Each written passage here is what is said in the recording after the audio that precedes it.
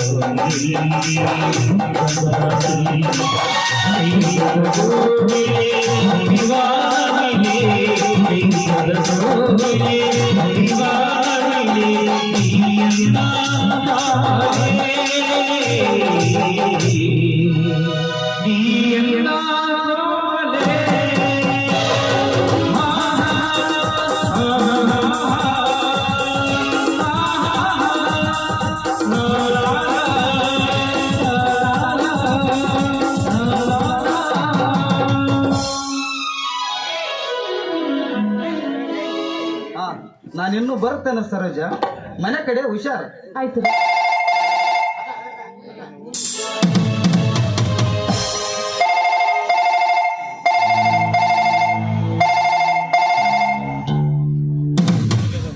Hello. ಹಾ ನರೇಂದ್ರ, ನಿಮಗೆ ತುಂಬಾ ಥ್ಯಾಂಕ್ಸ್. ನಾನು ಚೆನ್ನಾಗಿದ್ದೀನಿ. ಇವತ್ತು ನನ್ನ ನಾಟಕದ 2ನೇ ಅಂಕ ಪ್ರಾರಂಭವಾಗ್ತಾ ಇದೆ. ನಿಮ್ಮ ನಾಟಕ ತುಂಬಾ ಚೆನ್ನಾಗಿ ನಡೀತಾ ಇದೆ. ಮಲಮಗ ಅಂದ ಮೇಲೆ ನಾನು ಹೇಳಿದ ಕೆಲಸವನ್ನ ಮಾಡಲೇಬೇಕು ತಾನೆ. ದೀಪ ಅಂದ ಮೇಲೆ ನಾನು ಊರಿದಾಗ ಆರ್ಲೇಬೇಕು ತಾನೆ.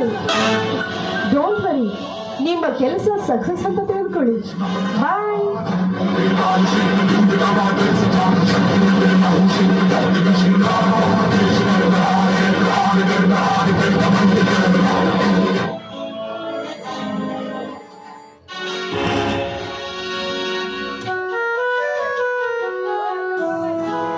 ಅಮ್ಮ, ಅದೇಕೋ ಮನೇಲಿ ಚಿಕ್ಕಮ್ಮ ಕಾಣ್ತಲ್ವಲ್ಲ? ಚಿಕ್ಕಮ್ಮ ಯಾಕೆ ಬೇಕೋ ಬೇಕೂಫ?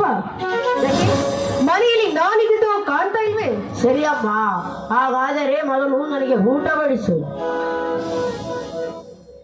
ಊಟ ಊಟ ಅಂತ ಪಡ್ಕೋತಿಯಲ್ಲ, ಯಾಕೆ ಸರ್ಕಾರ ಹಾಕಿದ ಅನ್ನ ನಿನಗೆ ಸಾಕಾಗ್ಲಿಲ್ವೇನೋ? ಊಟ ಅಂತ ಕೇಳಿದಾಗ ಹಾಕೋದಕ್ಕೆ ಇದೇನೋ ಧರ್ಮಛತ್ರವಲ್ಲ.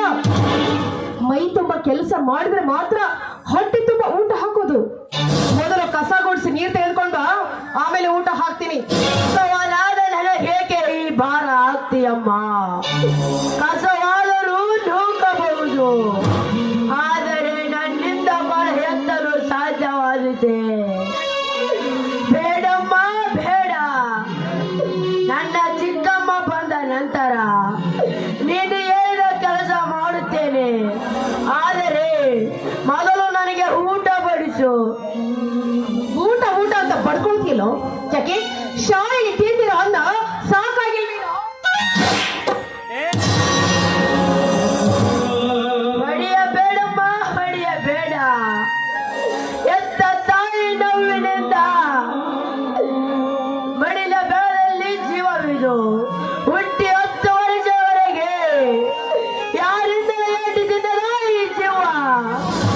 ನಿನ್ನಿಂದಲೇ ಏಟಿ ತಿನ್ನದೆಂದರೆ ನನಗೆ ಕಷ್ಟವಾಗುತ್ತಿದೆ ತಾಯಿ, ಕಷ್ಟವಾಗುತ್ತಿದೆ. ಹಾ, ಕಷ್ಟ ಆಗದೆ ಸುಖ ತಾನಾಗಿ ಸಿಗತ್ತೆ ಅಂತ ತಿಳ್ಕೊಂಡಿದ್ಯಾ? ನೋಡು, ಇಷ್ಟೆಲ್ಲ ಹಾರಾಡಿ ಮಾತಾಡ್ತಾ ಇದೆಯಲ್ಲ, ನಿನ್ನ ಚಿಕ್ಕಮ್ಮ ಬಂದ ನಂತರನೇ ಕೇಳಿ. ಹಾಗೆನ್ನ ಬೇಡ ತಾಯಿ. ಶಾಲಾ ಅಡಿಗೆಯವರು ಇಂದು ತಮ್ಮ ಬೇಡಿಕೆಗಾಗಿ ಅಡಿಗೆ ಮಾಡಿಲ್ಲ. ಅಲ್ಲದೆ ಮುಂಜಾನೆ ಕೂಡ ಊಟ ಮಾಡದೆ ಹಾಗೆ ಹೋಗಿದ್ದೇನೆ. ಈಗ ನನಗೆ ತುಂಬಾ ಹಸಿವಾಗಿದೆ. ಊಟ ಬಡಿಸು ತಾಯಿ. ನಿನ್ನ ಕಾರಿಗೆ ಸರಿ ಹಿಂದೆ ಮುಟ್ಟಾಳ. ಮಲ ಮಕ್ಕಳು ಯಾರು ಇಲ್ಲ ಅಂತ ಹೇಳಿ ನಿನ್ನ ತಂದೆ ನನಗೆ ಮೋಸ ಮಾಡಿಬಿಟ್ರು. ಅಷ್ಟೇ ಇಲ್ಲ, ನಿನ್ನ ನನಗೆ ಜೋಡ್ ಮಾಡಿಟ್ಟ ನಿಮ್ಮಪ್ಪ. ಇಲ್ಲ, ನನ್ನ ಕರ್ಮ ಅಷ್ಟೇ. ಕರ್ಮ ನಿನ್ನದಲ್ಲಮ್ಮ. ಮಗನಾಗಿ ಹುಟ್ಟಿದ್ದು ನನ್ನ ಕರ್ಮ. ಮಲ ಎಂಬ ಹೇಸಿಗೆ ಪದ ನಾವೊತ್ತು ಈ ಜೀವನವನ್ನು ಅನುಭವಿಸಲೇಬೇಕಾಗಿದೆ. ಅಮ್ಮ, ಈ ಕಷ್ಟಕ್ಕಾಯ ನನ್ನನ್ನು ಎತ್ತು ಕಣ್ಮರಿಯಾದೆ ನಮ್ಮ.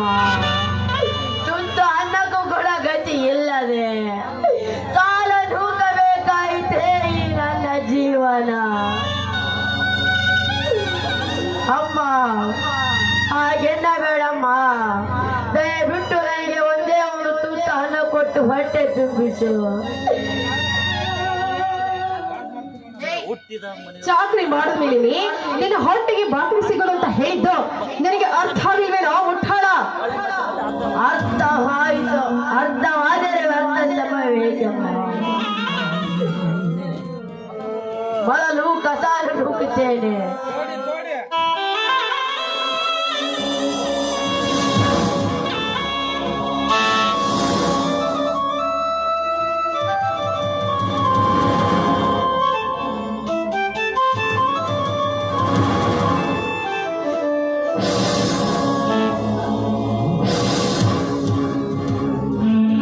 ಈಗಲಾದರೂ ಊಟ ಬಡಿಸಿದ್ದೀಯಮ್ಮ. ಯಾಕೋ ಗೊತ್ತಿಲ್ಲ, ಬೆಳಗ್ಗೆಯಿಂದ ತುಂಬಾನೇ ಆಯಾಸವಾಗ್ತಾ ಇದೆ. ಬಂದು ಕಾಲ್ವತ್ತು ಊಟ ಹಾಕ್ತೀನಿ. ಆಯ್ತಮ್ಮ. ತಾಯಿಯ ಸೇವೆ ದೇವರ ಸೇವೆ, ದೇಶ ಸೇವೆ ಈಶ ಸೇವೆ. ಆಯ್ತಮ್ಮ, ನಿನ್ನ ಪಾದ ಸೇವೆ ಮಾಡಿ ಮಾಡಿ ತಾಯಿಯರನ್ನು ಮುಟ್ಟಿಸುತ್ತೇನೆ.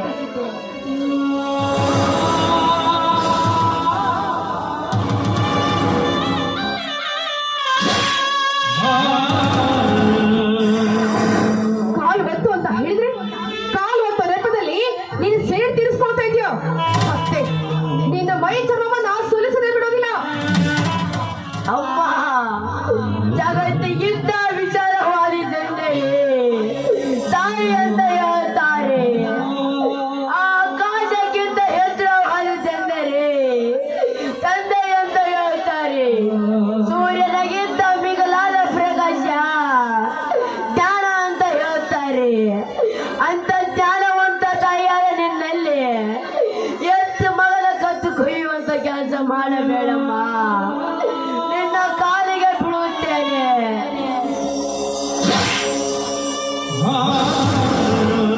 ನನಗೇನೆ ಬುದ್ಧಿ ಹೇಳೋಷ್ಟು ದೊಡ್ಡವನಾಗ್ತಿದ್ಯಾ?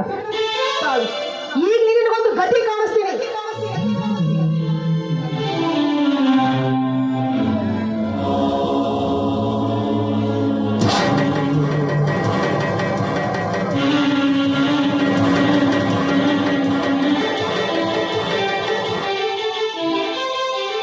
ಅಮ್ಮ, ಅಂತ ವಿಷಯಗಳಲ್ಲಿ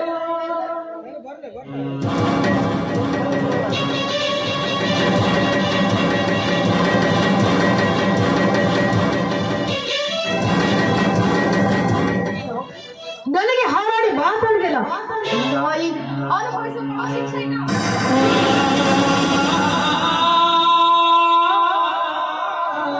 ಅಮ್ಮ, ಎಂತ ವಿಷಯಗಳಿಗೆ ಸಲವಿದ್ಯಮ್ಮ ನನಗೆ. ಎಂತ ಕೆಟ್ಟ ಕೆಲಸ ಮಾಡಿಬಿಟ್ಟಮ್ಮ, ಎಂತ ಕೆಟ್ಟ ಕೆಲಸ ಮಾಡಿಬಿಟ್ಟೆ. ನಗುವಾದ ಕಂದನಲ್ಲಿ ನಲಿದಾಡಬೇಕಾದೆ ನೀನು. ಈ ರೀತಿ ಬರೆಯಲಿಕ್ಕಿಂತ ನನ್ನ ಪ್ರಾಣವಾದನ್ನು ತೆಗೆಯಬಾರದೆ. ಅಮ್ಮ, ಅಮ್ಮ, ನಿನಗೆ ಈ ಜೀವ ಬೇಡವಾಗಿದ್ದರೆ ಒಂದೇ ಒಂದು ತೊಟ್ಟಿ ವಿಷ ಕೊಟ್ಟು ಸಾಯಿಸಿ ಬಿಡಮ್ಮ. ಸಂತೋಷದಿಂದ ಸತ್ತು ನನ್ನ ತಾಯಿಯ ಒಳಗೆ ಸೇರುತ್ತೇನೆ. ಮಾತಿಗೂ ತಾಯಿ ತಾಯಿ ಅಂತ ಬಹುತಿಯಲ್ಲ ನಾಯಿ. ಅನುಭವಿಸೋಣ.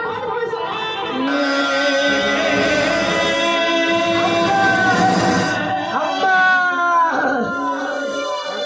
ಎಂತ ವಿಷಯಗಳಿಗೆ ಎಲ್ಲಿ ಜನ್ಮವಿದ್ಯಮ್ಮ ನನಗೆ. ಹುಟ್ಟಿದಾಗಲೇ ನನ್ನ ಪ್ರಾಣ ನಿನ್ನ ಕೈಯಾರೆ ತೆಗೆದಿದ್ದರೆ ನನಗಿಂತ ಪರಿಸ್ಥಿತಿ ಬರ್ತಿದ್ದಿಲ್ಲಮ್ಮ. ನನಗಿಂತ ಪರಿಸ್ಥಿತಿ ಬರ್ತಿದ್ದಲ್ಲ. ಎಂದು ರಕ್ತ ನೋಡದ ಈ ಕುಮಾರ ಸಂತು ತನ್ನ ಮೈಯಲ್ಲಿ ರಕ್ತ ನಡುವಂತಾಯಿತೆ.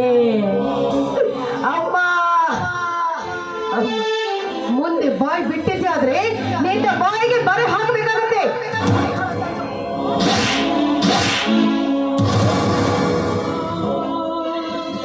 ಕೈ ಬಿಡೋ ನನ್ನ ಮಗನನ್ನು. ಏನಿದು ನೀನು ಮಾಡ್ತಾ ಇರು ಈ ನಿನ್ನ ಕೆಟ್ಟ ಕೆಲಸ? ನೀನೇ ಮನುಷ್ಯಳೋ ಇಲ್ಲ ರಾಕ್ಷಸಳೋ? ಅಯ್ಯೋ ಪಾಪಿ, ಈ ಮಗುವಿಗೆ ಯಾವ ರೀತಿ ಶಿಕ್ಷೆ ಕೊಟ್ಟರುವೆ ಅಲ್ಲೇ ನಿರ್ಲಜ್ಜ ಹೆಣ್ಣೆ.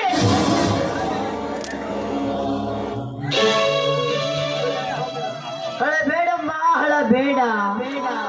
ಇಲ್ಲಿ ಬರವೇ ನಮಗೆ ಈ ರೀತಿ ಬರೆದಿರುವಾಗ ಯಾರೇನು ಮಾಡುವುದು? ಅದು ನನ್ನ ಪ್ರಾರಬ್ಧ ಕರ್ಮ. ಅಮ್ಮ, ಸಂಕಟ ಸಂಕಟ.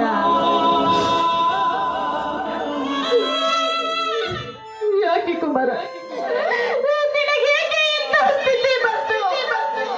ಹೇಳು ಮಗನೇ, ಹೇಳು. ಹರಿದ ಒಡೆದ ತಾಪವಮ್ಮ. ತುತ್ತು ಅನ್ನಕ್ಕಾಗಿ ಅಮ್ಮ ಎಂದು ಬೈತದ ಕೇಳಿದರೆ ಬಾಯಿ ತುಂಬ ಬರಬಿತ್ತಮ್ಮ, ಬಾಯಿ ತುಂಬ ಬರಬಿತ್ತ. ಹೇಗೆ ತಾಳಲಿ ನೋವನ್ನು? ಅಯ್ಯೋ ಚಾಂಡಾಲಿ ಹೆಣ್ಣೆ,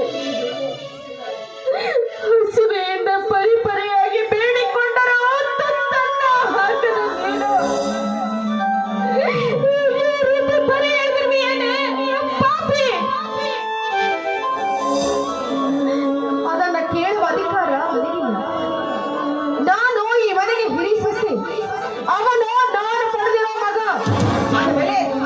ಇಷ್ಟ ಬಂದ ಹಾಗೆ ಮಾಡ್ತೀನಿ.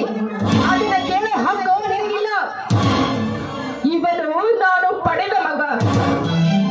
ಏನೇ ಮಕ್ಕಳನ್ನ ಕಾಣದ ಮಾನಗೇಡಿ. ನನ್ನ ಮಗ ಓದಲಿ, ದೊಡ್ಡ ಅಧಿಕಾರಿಯಾಗಲಿ ಎಂಬ ಭಾವನೆ ನಿನಗಿದೆಯೇನೆ? ಈ ರೀತಿ ಶಿಕ್ಷೆ ಕೊಟ್ಟಿರುವ ನೀನು ಹೆಣ್ಣಲ್ಲ, ಹೆಮ್ಮಾರಿ. ನನ್ನ ಮುಂದೆ ಹಾರಾಡಿ ಮಾತಾಡೋಷ್ಟು ಧೈರ್ಯ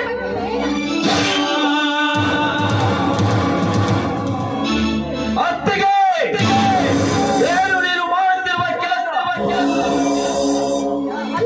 ಅಂತೀಯ?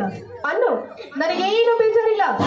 ಆದ್ರೆ ಮೊದಲು ನಿನ್ನ ಹೆಂಡತಿಯ ಬಗ್ಗೆ ಚೆನ್ನಾಗಿ ಸ್ಟಡಿ ಮಾಡಿ ಮಾತಾಡೋ. ಚಿಕ್ಕಪ್ಪ ಚಿಕ್ಕಪ್ಪ ಕುಮಾರ, ಕುಮಾರ, ಏನಪ್ಪ ನಿನ್ನ ಮೈ ತುಂಬ ಸುಟ್ಟ ಗಾಯ? ಏನಾಗಿದೆ ನಿನಗೆ? ಏನಾಗುತ್ತದೆ ರೀ, ಏನಾಗುತ್ತದೆ? ಈ ಮಾನಗೇಡಿ ಮನೆ ಹೋಗೋ ಮೈ ತುಂಬ ಬರೀ ಹಿಡಿತಾಳೆ ರೀ. ಹೌದಲೇ ಚಾಂಡಾಲಿನಿ? ಹೊಟ್ಟೆ ಮಗನಿಗಿಂತ ಹೆಚ್ಚಾಗಿ ಬೆಳೆಸಿದ ನನ್ನ ಮಗನಿಗೆ ಈ ರೀತಿ ಶಿಕ್ಷೆ ಕೊಟ್ಟಿರುವೆಯ? ಯಾವ ಕಾರಣಕ್ಕಾಗಿ? ಕುಮಾರ, ಕುಮಾರ, ಬಂದದ್ದನ್ನೋದು ಓದಬೇಕು ಚಿಕ್ಕಪ್ಪ.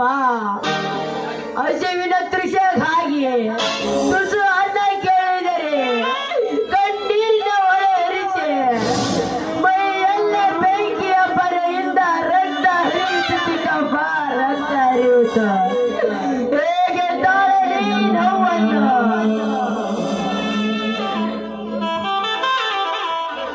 ಏನ್ ನಿರ್ಲಕ್ಷ್ಯ ಎಂದೆ? ಏನು ಅರಿಯದ ಈ ನನ್ನ ಮಗನಿಗೆ ಈ ರೀತಿ ಶಿಕ್ಷೆ ಕೊಟ್ಟಿರುವೆಯ?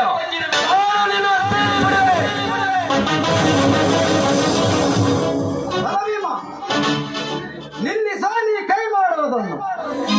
ನಾನಿಲ್ಲದ ಸಮಯ ಸಾಧಿಸಿ ನನ್ನ ಹೆಂಡತಿಯ ಮೈ ಮೇಲೆ ಹೋಗುವೆಯ ಮೂರ್ಖ. ಕೈ ಮಾಡದೆ ಏನು ಮಾಡ್ತಾರಣ್ಣ?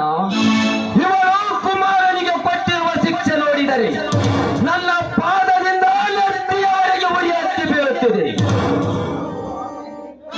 ಎತ್ತ ಕರುಳಾದ ನಿನಗೆ ಮಗನ ಬಗ್ಗೆ ಕಾಳಜಿ ಇಲ್ಲ ಅಂದ್ರೆ ಕಾಯ್ದ ಕಬ್ಬಿಣದ ಬರೆ ಎಳೆದ ನೀನಿನ್ನ ಸೂಳೆಗೆಲ್ಲಿಂದ ಬರಬೇಕು. ಕಾಳಜಿ. ಸೂಳೆ ಸೂಳೆ ಸೂಳೆ ಏನ್ರಿ? ನಿಮ್ಮ ತಮ್ಮ ಮಾತು ಮಾತಿಗೂ ಸೂಳೆ ಅಂತ ಕರಿತಾ ಇದ್ರು, ನೋಡ್ಕೊಂಡು ಹಾಗೆ ಇಟ್ಟಿದ್ರಲ್ಲ, ನಿಮಗೇನು ಅನ್ಸೋದಿಲ್ಲ ಬೇಡ? ಕರುಣವಂತ ಹೃದಯಕ್ಕೆ ಎಲ್ಲಿಂದ ಬರ್ತಾ ಇದೆ ರೋಷ? ರೈತರ ಓಡಿಯಾಗಬೇಕಿದ್ದ ನನ್ನ ಅಣ್ಣನ ತಲೆ ಕೆಡಿಸಿ ಇಂಥ ಕೀಳು ಮಟ್ಟ ಕೆಡಿಸಿದ ನೀನು ಎನ್ನಲ್ಲ ರಾಕ್ಷಸೆ. ಏನ್ರಿ ಇದು? ನಿಮ್ಮ ತಮ್ಮ ಇಷ್ಟೆಲ್ಲ ಹಾರಾಡಿ ಮಾತಾಡ್ತಾ ಇದ್ರು, ನೀವು ಕೇಳುತ್ತಾ ಕಲ್ಲಿನ ಹಾಗೆ ನಿಂತ್ಕೊಂಡ್ಬಿಟ್ಟಿದ್ದೀರಲ್ಲ. ಸರಿ, ನಿಮ್ಮ ತಮ್ಮನ ಮಾತು ನಿಮಗೆ ಹಿಡಿಸಿದ್ರೆ ಈ ಮನೆಯಲ್ಲಿ ನೀವೇ ಇರಿ. ಇನ್ನು ಮುಂದೆ ನನ್ನ ದಾರಿ ನನಗೆ, ನಿಮ್ಮ ದಾರಿ ನಿಮಗೆ. ಪರಿಸ್ಥಿತಿ ಒತ್ತಡಕ್ಕೆ ಸಿಲುಕಿಸಬೇಡ, ನಿಧಾನಿಸಿ ನನ್ನ ಮಾತು ಕೇಳು. ನನ್ನದು ಯಾವತ್ತಿದ್ರು ಒಂದೇ ಮಾತು, ಒಂದೇ ನಿರ್ಧಾರ ಅಂತ ನಿಮಗೆ ಅವತ್ತೇ ಹೇಳಿಲ್ವೇ? ಈ ಮನೆಯಲ್ಲಿ ನಾನಿರಬೇಕು ಒಂದು, ಅಥವಾ ಇವನಿರಬೇಕು ಒಂದು. ಒಂದೇ ಬಳ್ಳಿಯ ಎರಡು ಕಾಯಿಗಳನ್ನು ಅಗಲಿಸುವ ಪಾಪಾತ್ಮರೇ, ಇದಷ್ಟೇ ಬಿಡು. ಬಲಭೀಮ, ನನ್ನ ಹೆದರಿಗೆ ನಿನ್ನಾಟ ನಡೆಯುವುದಿಲ್ಲ. ನಿನ್ನ ಭಾಗ ತೆಗೆದುಕೊಂಡು ನೀನು ಬೇರೆ ಮನೆ ಮಾಡು. ಇಲ್ಲದಿದ್ದರೆ ನಿನ್ನ ಕತ್ತಿಗೆ ಕೈ ಕೊಟ್ಟು ನೂಕಬೇಕು. ಅಣ್ಣ, ಏನು ಏತ ಇದೆಯಣ್ಣ ಏನು? ಎಂದು ಅರಿಯದ ನಿನ್ನ ಬಾಯಿಂದ ಇಂಥ ಮಾತು ಹೊರಬಂತೆ. ಅಯ್ಯೋ, ಎತ್ತ ಮಗನನ್ನು ಸಿಕ್ಕಂತೆ ಬರೆ ಎಳೆದು ರಕ್ತವನ್ನು ಕಾಣಿಸಿದ ಈ ಸೂರ್ಯ ನಿನಗೆ ಬೇಕಾದಳೇನಣ್ಣ? ಅಯ್ಯೋ ಕುಮಾರ, ಜ್ಞಾನ ಜ್ಯೋತಿಯಿಂದ ಜಗತ್ತಲ್ಲೇ ಬೆಳಗಬೇಕಿದ್ದ ಈ ನನ್ನ ಮನೆ ಕಾರ್ಮೋಗದ ಮಡಿಲಿನ ಹಪ್ಪಳಕ್ಕೆ ಸಿಲುಕಿ ಕತ್ತಲ ವರಿಸಿದೆ. ಅಲ್ಲ ಅಲ್ಲ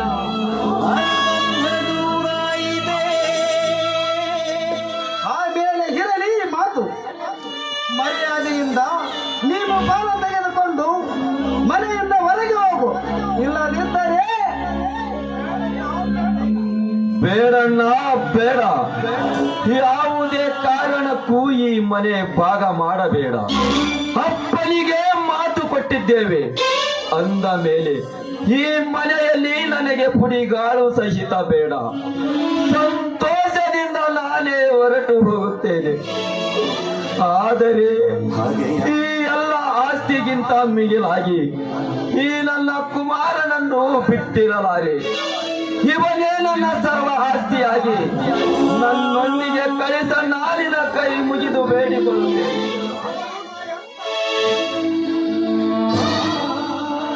ಅವನು ನಾನೆತ್ತ ಮಗ, ಇವನನ್ನು ಕರೆದೊಯ್ಯುವ ಅಧಿಕಾರ ನಿನಗೆಲ್ಲಿದೆ. ಆಸ್ತಿ ಬೇಡವಾದರೆ ಮರ್ಯಾದೆಯಿಂದ, ಆಸ್ತಿ ಬೇಡವಾದರೆ ಹಾಗೆ ದಾಟು ಈ ಮನೆಯಿಂದ. ಅಣ್ಣ, ನಾನು ಚಿಕ್ಕವನಿರುವಾಗ ಹತ್ತಿಗೆಯ ಜೊತೆ ನೀನು ಕೈ ತುತ್ತು ಮಾಡಿ ಉಣಿಸಿದ್ದು ಇಂದು ಇವರಿಂದ ಮರೆತು ಹೋಯಿತೆ. ಶಿಕ್ಷಣ ಕೇಂದ್ರಕ್ಕೆ ನಾನು ರ್ಯಾಂಕ್ ಬಂದಾಗ ತಮ್ಮ ಒಂದು ಒಪ್ಪಿದ ಹಾಲಿನ ಕೈಗಳು ಇಂದು ಇವಳಿಂದ ಬೇಡವಾದವೇ. ಪ್ರತಿ ಬಸವನ ಜಾತ್ರೆಗೆ ಹೊತ್ತುಕೊಂಡು ಹೋಗಿ ಮಿಠಾಯಿ ಕೊಡಿಸಿದ ಹಾಲಿನ ಪ್ರೀತಿ ಇಂದು ಅಗಲಿ ಹೋಯಿತೆ. ನನ್ನ ತಮ್ಮನಿಂದಲೇ ನಾಡ ಜ್ಯೋತಿ ಬೆಳಗಬೇಕೆಂದು ಆಸೆ ಇಟ್ಟುಕೊಂಡ ನಿನ್ನ ಕನಸು ಮಸನದ ಆದಿ ಹಿಡಿಯಿತೆ. ನನ್ನ ಏನನ್ನ ಹೇಳು. ಸ್ವಾಮಿ, ನೀವೆಷ್ಟೇ ಹತ್ತರೋ ಯಾವ ಪ್ರಯೋಜನವೂ ಇಲ್ಲ ಸ್ವಾಮಿ. ನಡೆಯಿರಿ ಸ್ವಾಮಿ, ಮೊದಲು ಈ ಮನೆಯನ್ನು ಹೊರಟು ಹೋಗೋಣ. ಕುಮಾರ, ಅಣ್ಣ ತಮ್ಮಂದಿರ ಋಣವಿಂದು ಕಡಿದು ಹೋಯಿತಪ್ಪ. ಮುಂದೆ ನಿನಗೆ ಬರುವ ಕಷ್ಟಗಳಿಗೆ ಹೆಗಲು ಕೊಟ್ಟು ಈ ಮನೆಯ ಕೀರ್ತಿತ ಮಗನೇ ಕೀರ್ತಿತ.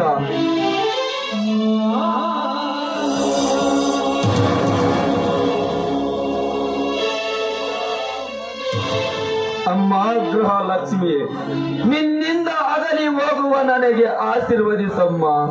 ನಾನಿನ್ನು ಬರುತ್ತೇನೆ.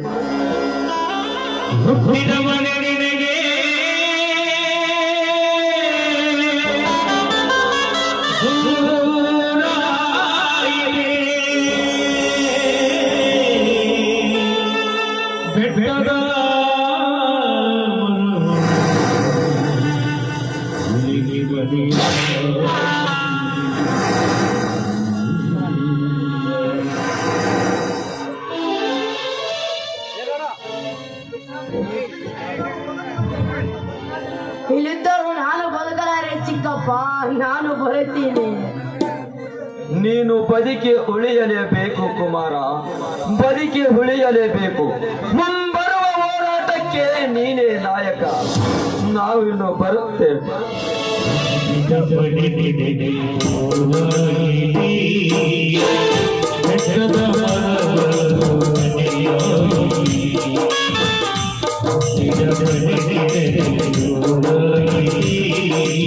you.